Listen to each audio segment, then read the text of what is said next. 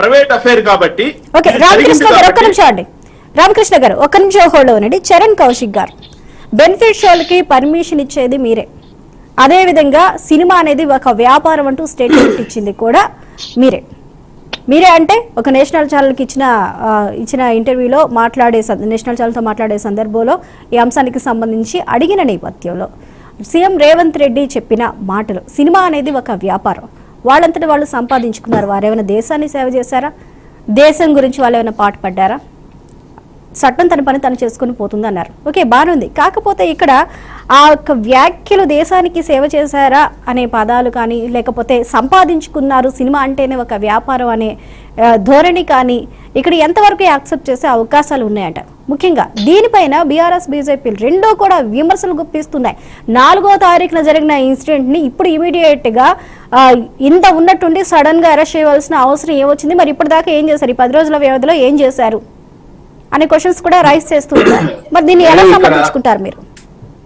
ఇక్కడ ప్రధానంగా Congress party police వారికి సంబంధించినటువంటి వ్యవహారము, చట్టం తన పని చేసుకునే క్రమంలో వారు పోలీసు వాళ్ళ అనుమతి తీసుకోలేదు. అనుమతి తీసుకున్నట్లయితే మాకు ముందస్తు సమాచారం ఉంటే వారి కోసం మేము గేట్ ఏర్పాటు చేసే వాళ్ళం, అదే ప్రత్యేకంగా ప్రికాషన్ తీసుకునే వాళ్ళం. ప్రత్యేకంగా ప్రికాషన్ తీసుకోకపోవడం మూలంగా వారు గేట్ దగ్గర 15 నిమిషాలు ఆగడంతో ప్రధానంగా క్రౌడ్ పెరిగింది. దాంతో తొక్కిసలాట జరిగిందని చెప్పేసి పోలీసు వాళ్ళు ఆల్రెడీ కోర్టుకు విన్నవించిన సందర్భం.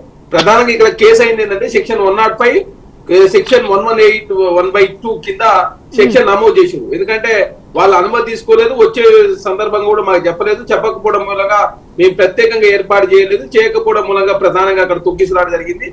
అల్లర్జున్ అనే వ్యక్తి ఆ మాస్ ఫాలోయింగ్ ఉన్న లీడర్ కాబట్టి 15 నిమిషాల కాలం పాటు అక్కడ బయట గేట్ దగ్గర ఉండడంతో ప్రధానంగా క్రౌడ్ పెరిగిందని చెప్పేసి పోలీసు వాళ్ళు కేసు నమోదు చేసిన కేసుని ఏకంగా రాజకీయం చేసే ప్రయత్నం కాంగ్రెస్ ప్రభుత్వమే బదనాం చేసే ప్రయత్నం చేసినప్పుడు మాత్రమే ముఖ్యమంత్రి గారు చాలా స్పష్టంగా సూటిగా ప్రశ్నించిన సందర్భం ఏమని, చట్టం అనేది అందరికీ సమానమే, అది షారుఖ్ ఖానా, సల్మాన్ ఖానా, లేకపోతే అల్లార్జున, నాగార్జున, లేకపోతే మోహన్ బాబా, లేదు సాధారణ పౌరుడా, లేదా భారతదేశంలో నివసించే ప్రతి పౌరుడికి చట్టం ఒకే విధంగా ఉంటుందని చెప్పేసి రాష్ట్ర ప్రభుత్వం చాలా స్పష్టంగా ముఖ్యమంత్రి గారు ఆ సందర్భానుసారంగా మాట్లాడినటువంటి వ్యాఖ్యలే తప్ప ఇక అల్లు అర్జున్ గారినో లేకపోతే ఇంకోరినో ఏదో చేసే ఉద్దేశంగా అనవసరంగా తెలంగాణ రాష్ట్రంలో గలాట క్రియేట్ చేసే ప్రయత్నం.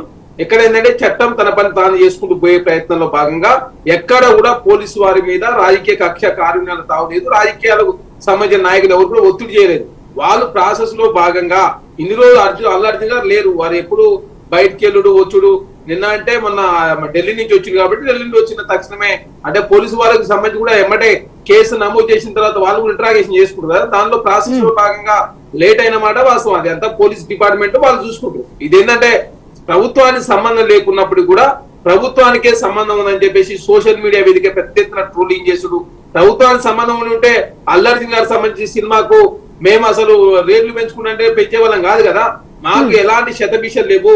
తెలంగాణ రాష్ట్రంలో కాంగ్రెస్ ప్రభుత్వం చట్టం అనేది అందరికి సమానం ఉండాలని చెప్పేసి ప్రభుత్వం భావిస్తా ఉంది. ఆ దిశగానే విచారణ జరుగుతా ఉంది. దానిలో భాగంగా అల్లు అర్జున్ గారిని అరెస్ట్ చేస్తే దాన్ని రాజకీయం చేసే ప్రయత్నం కేటీఆర్ గారు భారతీయ జనతా పార్టీ చేస్తున్నప్పుడు దానికి సమాధానం చెప్పే ప్రయత్నంలో భాగంగా ముఖ్యమంత్రి గారు చాలా స్పష్టంగా నిన్న చట్టం అనేది అల్లు అర్జున్ గారికైనా ఈ సెలబ్రిటీకైనా ఎవరికైనా ఒకే విధంగా ఉంటది, చట్టం తన పని తాను చేసుకుంటూ పోతుందని చెప్పే ప్రయత్నంలో భాగంగా నిన్న సందర్భానుసారంగా మాట్లాడిన వ్యాఖ్యలు ఇదేనే కదా.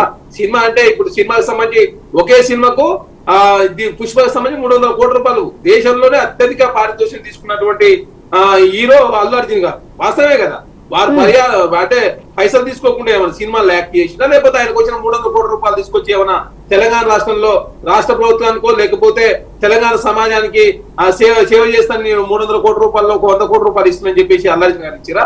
ఆ సందర్భానుసారంగా మాట్లాడిన వ్యాఖ్యలు వారు పరిహారం తీసుకొని సినిమాలు నటించే క్రమంలో ఇక్కడ ఆ సంధ్యా థియేటర్కి వచ్చినప్పుడు సంధ్యా థియేటర్ యజమాన్యం కావచ్చు, అదేవిధంగా అల్లు అర్జున్ సంబంధించినటువంటి వారికి సంబంధించిన టీం కావచ్చు, వీళ్ళందరూ ఎవరు పోలీసు వారిని సంప్రదించకపోవడం మూలంగా ఒక నిండు ప్రాణం, ఒక నిండు కుటుంబం బలైందని చెప్పేసి చాలా పెద్ద ఎత్తున తెలంగాణ రాష్ట్రంలో చర్చ. అంటే నిండు ప్రాణానికి విలువలేదు. ఇప్పుడు నిండు ప్రాణాన్ని గౌరవించకుండా ఏకంగా కాంగ్రెస్ ప్రభుత్వం బదనం చేసే ప్రయత్నం చేసినప్పుడు దాన్ని వివరించే ప్రయత్నంలో భాగంగా ముఖ్యమంత్రి గారు చాలా సూటిగా మాట్లాడే తప్ప ఇక రాజకీయ కక్ష కారుణ్యాలు తావులేదు. తెలంగాణ కాంగ్రెస్ ప్రభుత్వంగా ఎవరైనా తన మన అనే భేదమే లేకుండా అది ఇంతకుముందు ఎన్కన్వెన్షన్ నాగార్జున గారైనా మొన్న మంచు మనోజ్ గారు, విష్ణు, అదేవిధంగా మంచు మోహన్ బాబు గారి విషయమైనా, నిన్న అల్లు అర్జున్ గారి విషయమైనా కూడా పోలీస్ వాళ్ళ ప్రమేయం, అక్కడ హైడ్రా ప్రమేయం, ఇక్కడ ఓన్లీ పోలీస్ వాళ్ళ ప్రమేయం తప్ప ప్రభుత్వం నుంచి ఎలాంటి ఒత్తిడి లేదు. ఎందుకంటే కేటీఆర్ గారు దీన్ని రాజకీయం చేసే ప్రయత్నం చేస్తాం. ఎందుకంటే వారు కార్ రేసింగ్ వ్యవహారంలో వారు ముద్దాయిగా గవర్నర్ గారు 17A కింద అనుమతించినట్లయితే